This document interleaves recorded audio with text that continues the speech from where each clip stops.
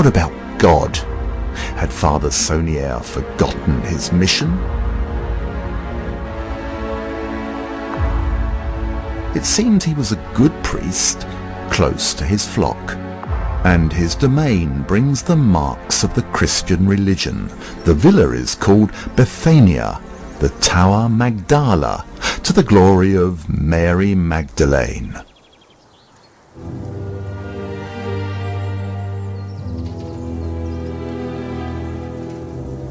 There are lots of mysteries in this little heaven, and lots of anomalies.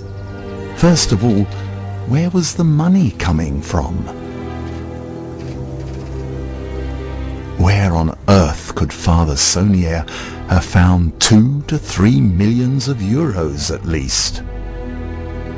His secret, Béranger Saunière took with him to his grave.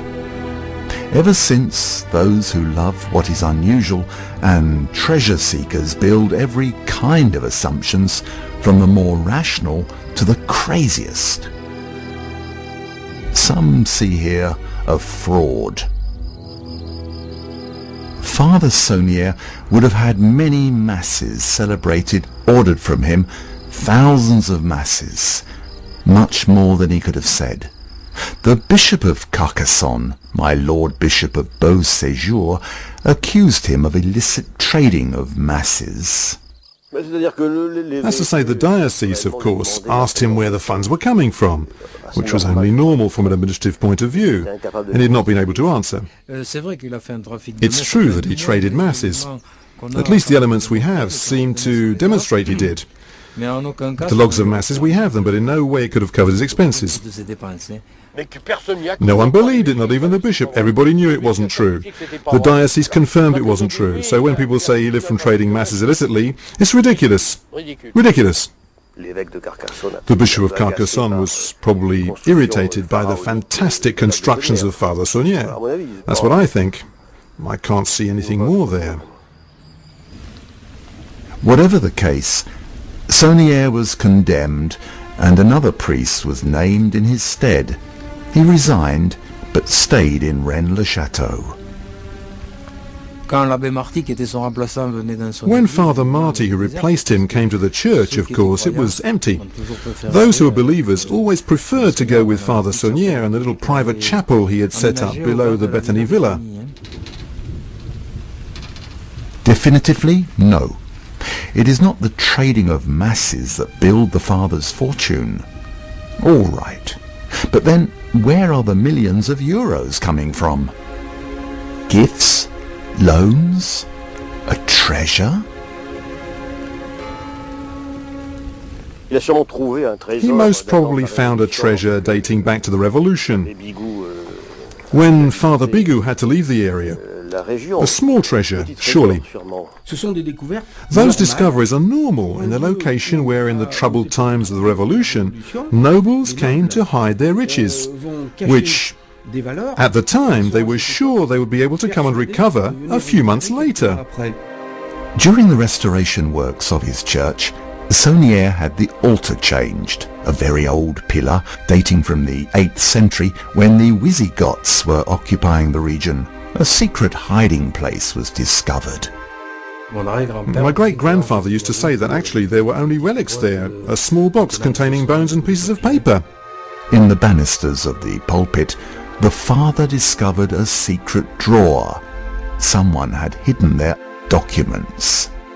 That's it, that's the famous document in the baluster that my great-grandfather always talked about, saying that Father Saunière pretended he was going to study it, but my great-grandfather didn't hear any more about it, of course. We know that the town hall requested a copy of the document. Saunière gave a copy. Besides, this copy disappeared from the town archives very soon after. Moreover, in this story, things disappear as soon as they appear. But that was the triggering event for Saunière to start his search and certainly to make his discoveries. These documents drove the parish priest to lift a paving stone in the middle of the nave. Beneath the paving stone, he found a pot full of gold coins. Medals from Lord, says the father to the workers, but they had seen There were louis d'or coins. That was already quite sufficient in a poor village, from a poor region, in the high valley of the Aude, to ensure a much higher standard of living than, well, the local people. Even to start building. You shouldn't forget that those works, he spent years and years paying for them. He never paid a lump sum. So, well, one can imagine that he had found something... You cannot imagine that he had found something huge.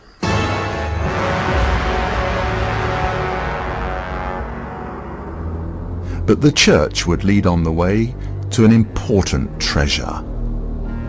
A devil is keeping the door. What a funny idea. The faithful should not be welcomed that way in the house of God. How not to see a sign there? There's only one lame devil. Solomon's devil. It's the keeper of the treasure.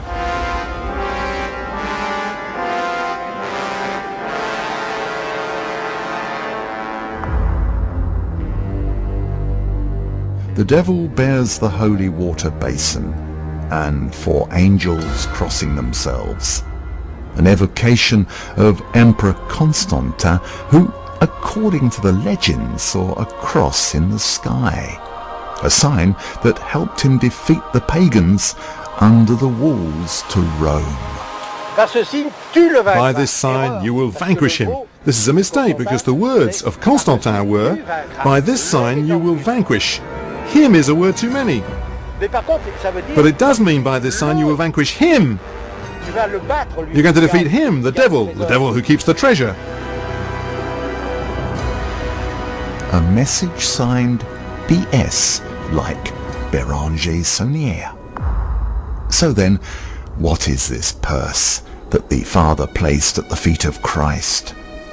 And Marie Denano, the servant, what did she know?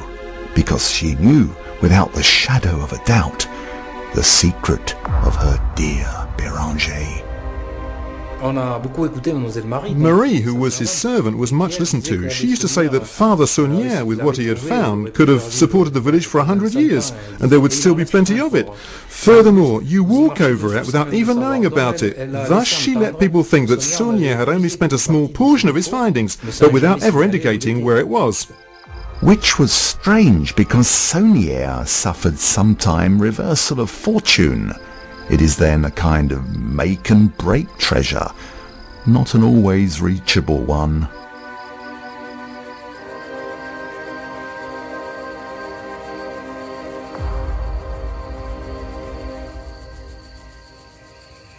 One can see also the parish priest taking interest in the churchyard. During the night with Mary, he upsets the order of the tombs, to show them at their best, would he say. But the villagers do not believe that. They complain to the town hall. The father is particularly busy on the tomb, today lost, of the Marchioness of Hautpoul. He would have found anomalies in the writings. Was it the key to the treasure?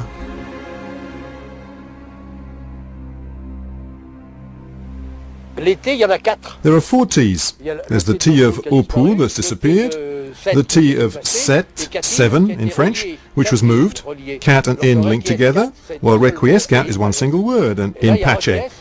Here we have resquias, cat in, and that's 4 T's. Therefore the Hautpoul's treasure was moved and placed in a cavity. Cat in here means a cavity. There's nothing complex here. On the tombstone it's written, it was put in a cavity. May she rest in peace. The Marchioness of Hautpoul, and too bad for the word catin, prostitute, that an unlucky cut in the formula makes evident. Peculiar mistake, though. Before